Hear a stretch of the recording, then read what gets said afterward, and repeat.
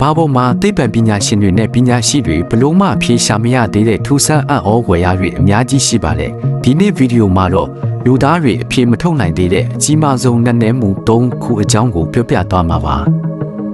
ပထမတစ်ခုကတော့ Bermuda Triangle ပါအဲ့ဒီနေရာကိုရောက်ရင်တင်မောတွေနဲ့လေရင်ပြန်တွေဟာဘာအစအနာမှမကြံပဲပျောက်ဆုံးသွားတတ်ပါလေတန်လိုက်ဆက်ကွင်းတွေကြောင့်လို့တချို့ကယူဆကြပေမဲ့အခုထိတော့ဘယ်သူမှအဖြေမှန်ကိုမသိကြသေးပါဘူး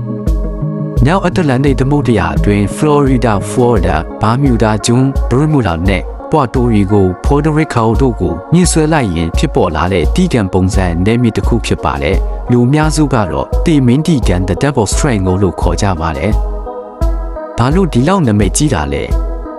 အအိုးဖွယ်ဖြစ်ရများလွန်ခဲ့တဲ့နှစ်ပေါင်း100ကျော်အတွင်းမှာအဲ့ဒီနေရာမှာတင်မောတွေနဲ့လေရင်ပြန်ဆင်းပေါင်းများစွာဟာ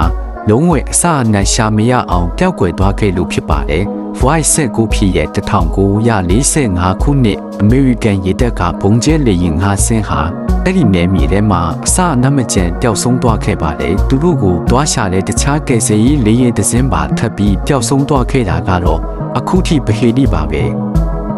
ရက်ဆိုင်ကွာတာတင်မော1918ခုနှစ်လူပေါင်း300ကျော်တင်ဆောင်လာတဲ့အမေရိကန်ရေတပ်တင်မောကြီးဟာအဲ့ဒီနေရာမှာဘာချက်ပြမှုမှမလုပ်နိုင်ပဲပျောက်ကွယ်သွားခဲ့ပါတယ်အဖြေတိကျမရှိသေးပေမဲ့ဖြစ်နိုင်ခြေရှိတဲ့အချက်တွေကိုတော့အခုလိုယူဆကြပါလေတန်လိုက်စကွင်း magnetic interference အဲ့ဒီနေရာမှာတန်လိုက်အိမ်မြောက်တွေအလုံးမလုံးတော့ပဲ